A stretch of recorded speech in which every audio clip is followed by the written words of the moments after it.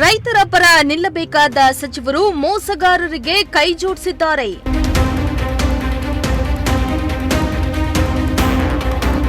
ಸಚಿವ ಜಮೀರ್ ಅಹಮದ್ ವಿರುದ್ಧ ಪ್ರಮೋದ್ ಮುತಾಲಿಕ್ ಆಕ್ರೋಶ.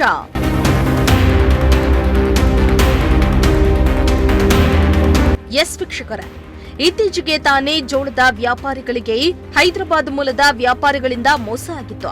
ಹಣ ನೀಡ್ತಾ ಇಲ್ಲ, ನಾನು ಸಾಲಗಾರನಾಗಿದ್ದೇನೆ, ನನ್ನ ಸಾವಿಗೆ ಸಚಿವ ಜಮೀರ್ ಅಹಮದ್ ಕಾರಣ ಎಂದು ಸೂಸೈಡ್ ಲೆಟರ್ ಅನ್ನ ಬರೆದು ವ್ಯಕ್ತಿಯೋರ್ವ ಸಾಯಲು ಮುಂದಾಗಿದ್ದ. ಇದಕ್ಕೆ ಕಾರಣ ಜಮೀರ್ ಅಹಮದ್ ಅವರು ಹಣ ಕೊಡಿಸುವುದಾಗಿ ಮೋಸ ಮಾಡಿದ್ದಾರೆ. ನನಗೆ ನ್ಯಾಯ ಬೇಕೆಂದು ಜಮೀರ್ ವಿರುದ್ಧ ತಿರುಗಿ ಬಿದ್ದಿದ್ದ. ಇತ್ತ ಜಮೀರ್ ಕೂಡ ಹಣ ವ್ಯವಹಾರ ನಡುವೆ ಮೂಗನ್ನ ತೂರಿಸಿ ಪರದಾಡುವಂತಾಗಿತ್ತು. ಜೊತೆಗೆ ಮಾಧ್ಯಮದವರ ಮುಂದೆ ನಾನು ಇಬ್ಬರ ನಡುವೆ ಸಂಧಾನಕ್ಕೆ ಹೋಗಿದ್ದೆ ಎಂದಿದ್ರು. ಈ ಪ್ರಕರಣ ರಾಜ್ಯದಲ್ಲಿ ಫುಲ್ ವೈರಲ್ ಆಗಿತ್ತು. ಈ ವಿಚಾರ ಕುರಿತು ಇಂದು ಚಿಕ್ಕಬಳ್ಳಾಪುರಕ್ಕೆ ಎಂಟ್ರಿ ಕೊಟ್ಟಿದ್ದ ಶ್ರೀರಾಮ ಸೇನೆಯ ಮುಖ್ಯಸ್ಥ ಪ್ರಮೋದ್ ಮುತಾಲಿಕ್ ಸಚಿವ ಜಮೀರ್ ಅಹಮದ್ ವಿರುದ್ಧ ಆಕ್ರೋಶವನ್ನ ಹೊರಹಾಕಿದ್ರು.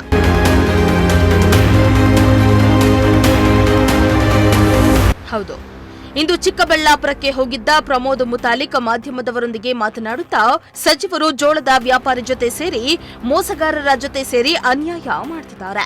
ರೈತರ ಪರ ನಿಲ್ಲಬೇಕಾದ ಸಚಿವರು ಮೋಸಗಾರರ ಜೊತೆ ಕೈ ಜೋಡಿಸಿದ್ದಾರೆ. ಕೂಡಲೇ ಆರೋಪಿಗಳ ವಿರುದ್ಧ ಕ್ರಮ ಕೈಗೊಳ್ಳಬೇಕು.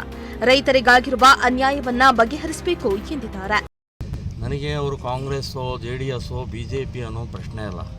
ನನಗೆ ರೈತರದ್ದು ಆದಂಥ ಮೋಸದ ಹಿನ್ನೆಲೆಯಲ್ಲಿ ನಾನು ಬಂದಿದ್ದೇನೆ ವಿನಃ ಇಲ್ಲಿ ಪಕ್ಷದ ಹಿನ್ನೆಲೆಯಲ್ಲಿ ಬಂದಿಲ್ಲ.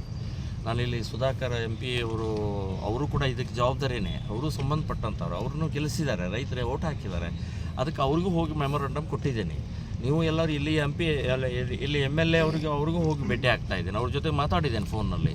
ಸೊ ಇದು ನ್ಯಾಯ ಆಗಬೇಕು ಅಂತನ್ನುವಂಥದ್ದು ಮಾಡಿದ್ರೆ ಇಲ್ಲಿ ಪಕ್ಷದ ಸಂಬಂಧ ಇಲ್ಲ. ರೈತರಿಗಾದಂಥ ಓಪನ್ ಬಹಿರಂಗವಾಗಿ ಮೋಸ ಆಗಿದೆ. ಜಮೀರ್ ಅಹಮದ್ಗೆ ಆ ರಾಮಕೃಷ್ಣ ಮತ್ತು ಅವ್ರ ಹೆಂಡತಿ ಬಂದು ಕಾಲು ಹಿಡ್ಕೊಂಡ್ರೆ ಕಾಲಿನಿಂದ ಒದಿತಾರೆ.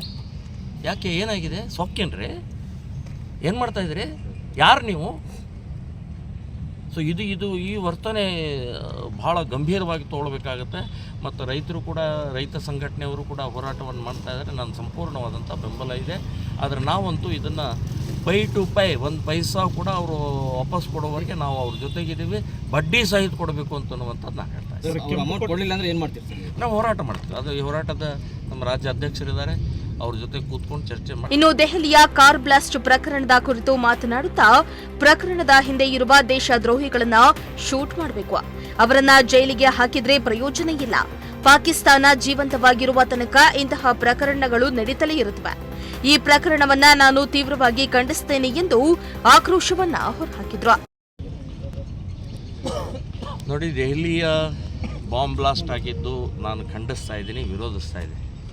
ಎಲ್ಲಿವರೆಗೆ ಪಾಕಿಸ್ತಾನ ಜೀವಂತ ಇದೆ ಅಲ್ಲಿವರೆಗೆ ಈ ಬಾಂಬ್ ಬ್ಲಾಸ್ಟ್ಗಳು ಆಗ್ತಾನೇ ಇರೋದು. ಇಸ್ಲಾಮಿನ ಮೂಲ ಗುಣ ಶಾಂತಿ ಅಂತ ಹೇಳ್ತಾರೆ.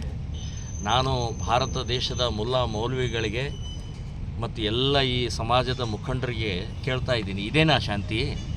ಎಷ್ಟು ರಕ್ತ ಹರಿಸ್ತಾ ಇದ್ದಾರೆ? ಯಾಕೆ ಹರಿಸ್ತಾ ಇದ್ದಾರೆ? ಅಮಾಯಕರವರು ಅವ್ರೇನು ಮಾಡಿದ್ರು? ನಿಮಗೆ ಏನು ತೊಂದರೆ ಮಾಡಿದ್ರು ನಿಮಗೆ? ಸೊ ಈ ರೀತಿಯ ರಕ್ತ ಹರಿಸೋದು ಶಾಂತಿ ಅಲ್ಲ. ಇದು ದ್ರೋಹ, ಇದು ದೇಶದ್ರೋಹ, ಇದು ಸಮಾಜದ್ರೋಹ. ಇದು ಸೊ ಕಂಟಕ ಆಗಿದ್ರೆ ಕ್ರೌರ್ಯ, ರಾಕ್ಷಸಿ ಪ್ರವೃತ್ತಿ ಇದು. ಸೊ ಈ ರೀತಿಯ ಡಾಕ್ಟರ್ಗಳು, 6 ಜನ ಡಾಕ್ಟರ್ಗಳು, ಏನು ಡಾಕ್ಟರ್ ಕೆಲಸ ಏನ್ರಿ? ನೀವು ಯಾಕೆ ಓದಿದ್ದೀರಿ? ಇಂಜೆಕ್ಷನ್ ಕೊಟ್ಟು, ಔಷಧಿ ಕೊಟ್ಟು, ಆಪರೇಷನ್ ಮಾಡಿ ಜೀವ ಉಳಿಸೋಕ್ಕೆ ನೀವು ಓದಿದ್ದೀರಿ ಅಥವಾ ಕೊಲ್ಲಕ್ಕೆ ಓದಿದ್ದೀರಿ? ನೀವು ಗಲ್ಲಿಗೇರಿಸ್ಬೇಕು ಅವ್ರನ್ನ, ಶೂಟ್ ಎಟ್ ಸೈಟ್. 6 ಜನ ಅವ್ರು ಮೊದಲು ಕೊಂದು ಹಾಕಿ ಅಂತ ಹೇಳ್ತೇನೆ ನಾನು ಮೋದಿಯವರಿಗೆ. ಅವ್ರಿಗೆ ಜೈಲ್ ಕಳಿಸೋಬೇಡ, ಜೈಲು ಕಳಿಸಿ ಮತ್ತು ಕೋರ್ಟು ಕಚೇರಿ 10 ವರ್ಷಲೆ ಬಿರಿಯಾನಿ ಸಗಣಿ ತಿನ್ಕೊಂಡಿರ್ತಾರವ್ರು. ಸೊ ಇಂಥ ದ್ರೋಹಿಗಳನ್ನು ಮಟ್ಟ ಹಾಕೋಕ್ಕೆ shoot at sight. Mohan Kumar, Prajashakti TV, Chikkaballapur.